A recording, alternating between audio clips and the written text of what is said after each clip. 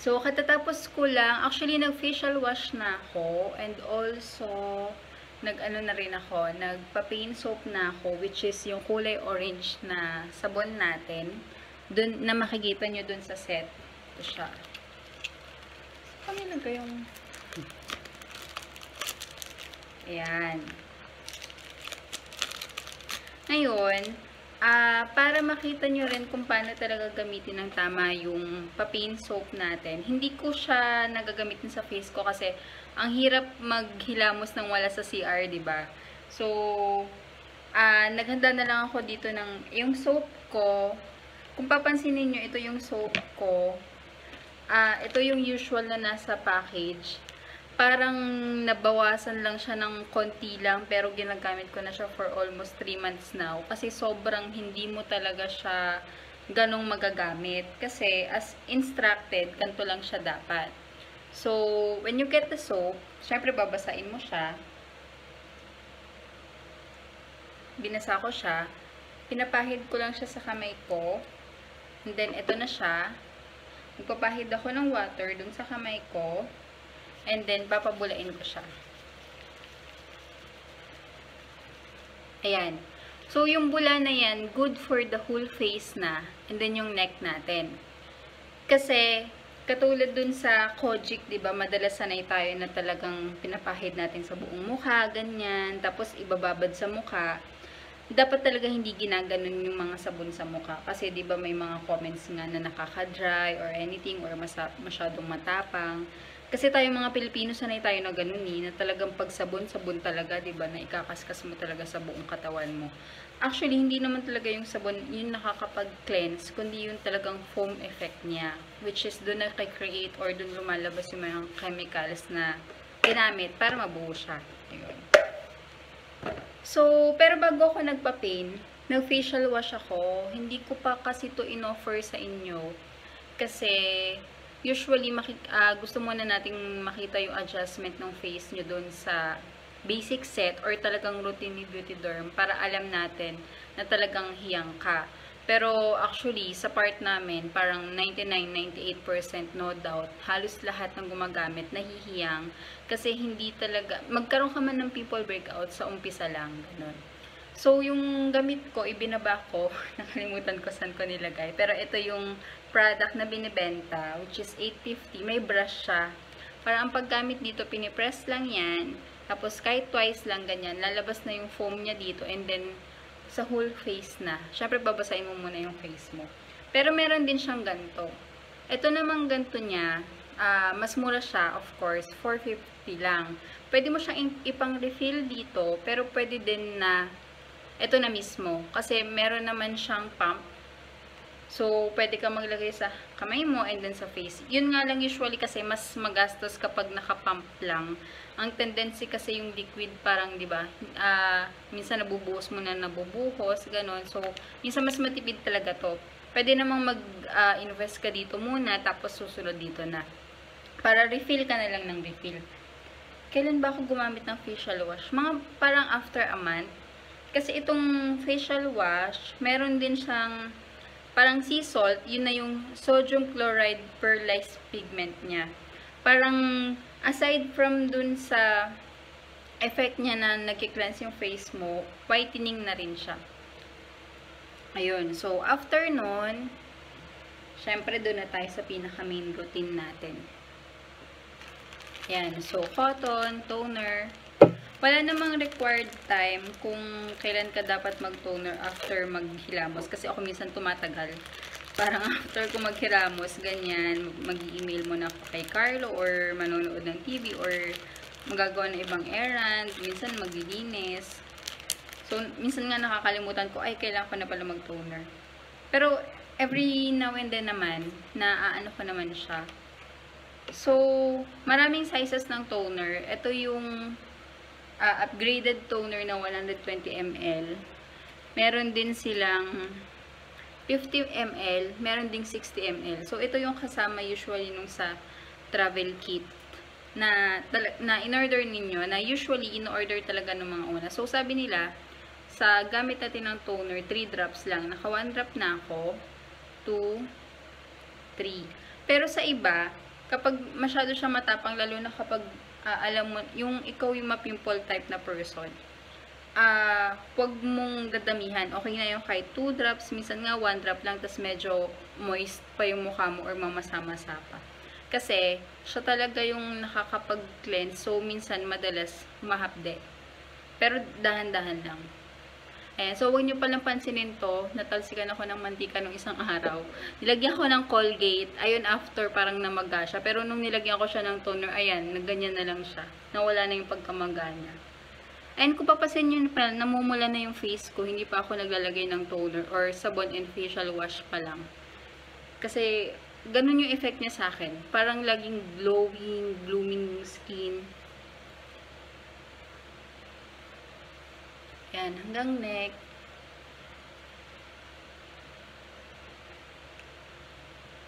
Nilalagyan ko talaga siya. Kasi gusto ko na siya mawala. Tapos, nakakatanggal din siya ng warts, yung toner. Itong, kung napapansin nyo yan, parang malaking warts siya before. So, lagi ko lang siyang nilalagyan. Lumiit na siya ng lumiit hanggang sa pawala na siya. Tapos, wag nyo ring susobrahan yung pagpahid. Minsan, ganyan lang, okay na. Lalo na sa mga nagsisimula. Wag nyong iisipin na, uy, na-excite ako maganda yung product. So, the more, the merrier. Ganun.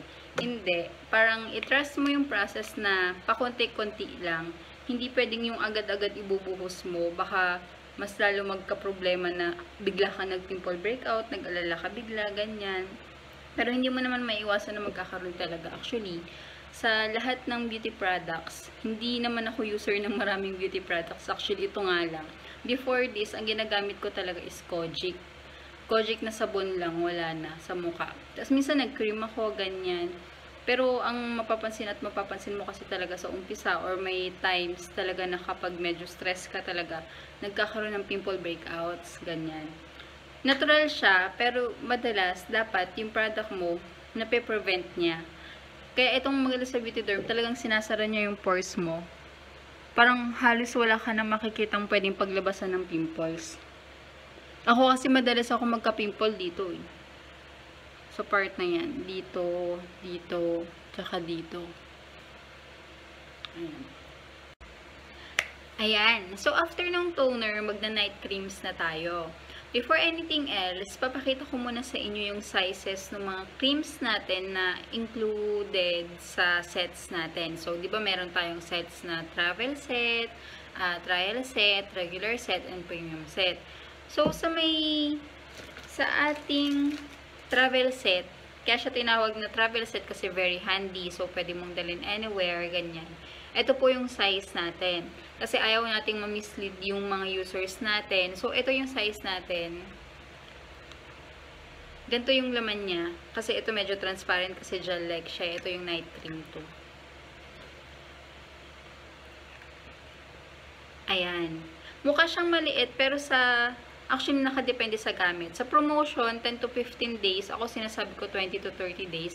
Kasi, according dun sa way ng paggamit, pati dun sa ituturo ko sa inyo, abot talaga siya ng ganong katagal. Yung office mate ko, hanggang ngayon meron pa siya. So, nag-start siya November 1. So, 28 na ngayon, nakaka-28 days na siya. Depende sa tao, depende sa gamit. Ito yung travel set natin. Sa trial set natin, ganito siya. So, ito marami talaga to. Abot to ng almost 2 months. Minsan more than 2 months din. And then, yung ating regular set, ganito siya. Ayan, makikita nyo yung difference. Ang ating premium set, ganito siya. So, ito talaga, pang matagalan talaga to. Ano to, parang mas makakatipid ka. Kasi hindi mo na kailangang bumili every now and then. Unlike kung bibili ka ng mga maliliit na kits na feeling mo maya-maya yung gamit mo parang napapadami. Ito kasi, sila kasi iniisip nila kapag mas malaki, mas mapapadami yung gamit mo. Hindi naman. Nakadepende pa rin siya dun sa instruction kung paano natin siya gagamitin. So, ito sa akin, ang ano ko dito is aabot siya ng 6 months. Pero pag dumating na si Carlo kasi gagamit din siya, baka hindi na mabot ng 6 months. Ayan. Yun. So, after ng toner, magki-cream na tayo. Ako nag-under eye cream ako. Kasi ma-eye bags kami sa family. Talagang maitim, maraming wrinkles, ganyan. ever since gumamit ako nito, nawala yung itim niya, yung lubog niya. Tapos, nag-stretch na yung under eye ko. Hindi na katulad ng before. Tapos, yung mga wrinkles ko dito. Minsan kasi kahit hindi ako talaga ngumingiti, kitang-kita siya dito sa side. So, sobrang dami nito. Pero ganito lang ako gumamit. So, feeling ko abot siya sa akin ng mga 1 taon. Ganyan. Yan, kino-cover ko yung eyelid ko.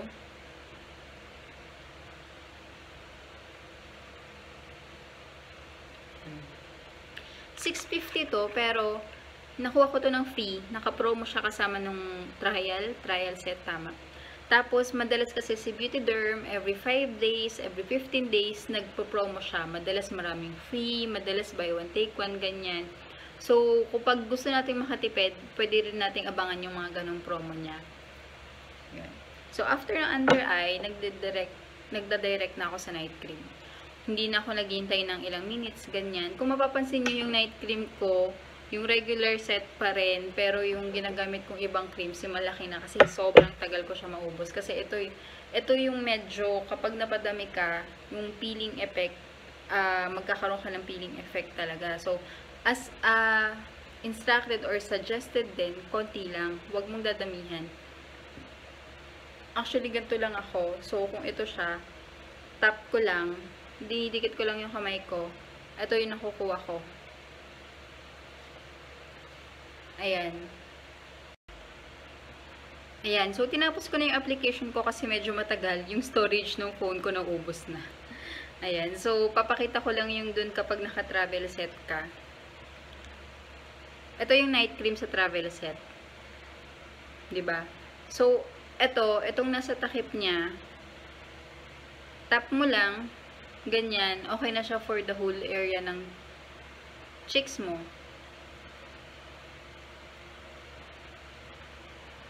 Huwag ka mag-alala na baka konti lang nilagay ko, hindi umepekto.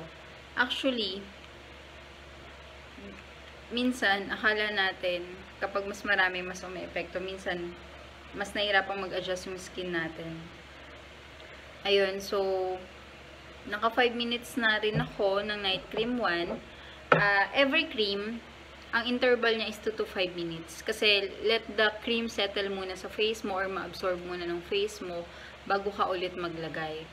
So, madalas ako pag ganon, nagbabasa ng news, nag-email kay Carlo, nag-chat, nagte-text. Ayan. Tapos, nagbabasa ng kung ano-ano hanggang sa makatulog. Tapos, hanggang sa pwede na ulit yung next cream. So, yung next cream is night cream 2. Gel-like siya. Parang medyo watery siya. So, mas konti lang yung kailangan mo kasi watery nga siya. So, mas maano yung coverage niya. Yan. So, yung one tap ko is good for the half of my neck. Second tap ko, parang tubig. Good for the other half. Ayan. So, ganun lang.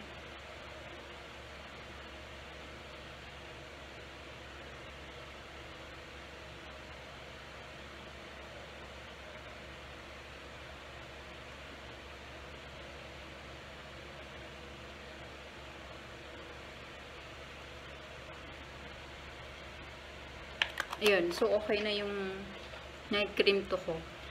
So, parang minsan kasi, bakit tayo dapat matuto ng tamang paggamit, tsaka nung tamang amount? Kasi ako, una, ang purpose ko, bukod dun sa magiging effect dun sa skin natin, naisip ko rin kasi, syempre, mga wives tayo, budgeting, adulting, ganyan. Mahirap din naman kasing gumastos sa isang beauty product na hindi mo ma-maintain. So, maganda na rin na sigurado ka na nakakabili ka, pero pang matagalan. So, hindi naman tayo nagmamadaling gusto natin bukas super fresh na kaagad natin. So, okay lang na paunti-unti. Ganon. And actually, yung mga distributor din, kahit sila pag nagtuturo sila, konti lang. Kung gusto mong damihan yung night cream 2, night cream 3, pwede naman. Basta yung 1, wag. Kasi talagang yun yung mahapde. Pero, yung 2 and 3, mabibili mo rin naman sila ng single lang, ganyan. Pero, ang nabibili lang na size na yung regular lang, ganito. 550. Yung maliit, parang 350, ganyan. Kaso kasi sayang din talaga. Kasi, kahit ako kung tatanungin mo, pricey na yung product. Although, compared sa ibang products, mura siya kasi may 4 creams ka na and everything, ganyan. Complete na siya, full coverage na siya. Pwede na rin sa katawan yung sabon, pero meron talagang sabon for the body yung Beautyderm. So, mas okay na konti-konti lang and syempre budget tips, ganyan. So, after nun, night cream 3 tayo. Hindi ko na alam kung naka 2 minutes na ako, pero parang wala. Yan, kung tatanungin pala yung purpose ng mga night creams, kung bakit madami siya. Actually, hindi ko naman siya talaga kabisado. Pero yung number 1 talaga, this is whitening. Whitening and peeling. Pero micro-peeling siya. Kaya, hindi naman talaga siya ganong makikita sa mukha mo na parang namumula ka na nagbabakbak yung face mo. So, yung night cream 2, siya yung repairing agent. So, rejuvenating. Relaxing din siya sa mukha. And then, yung nire-repair niya rin yung mga dead skin cells mo. And then, yung night cream 3 naman, siya yung parang tissue repair. Katulad din siya nung 2. Pero sabi nga dito, it contains a combination ng collagen tsaka nung placenta and gluta. Ayun. So, pwede na akong mag-night cream 3. Again ha, lalo na dun sa naka-order ng travel set, baka kasi alam mo yon sa unang mabigla ka sa unang gamit, biglang ang dami, baka hindi tumagal, ganyan.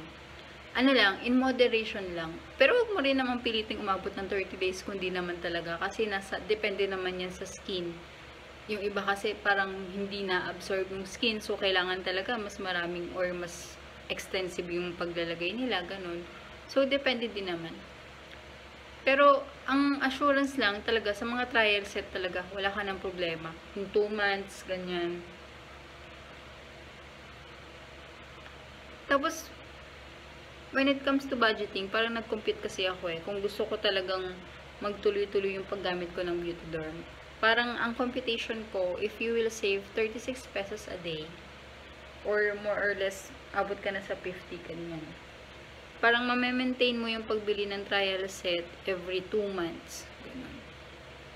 So, 36. Huwag tayo mag-math dito.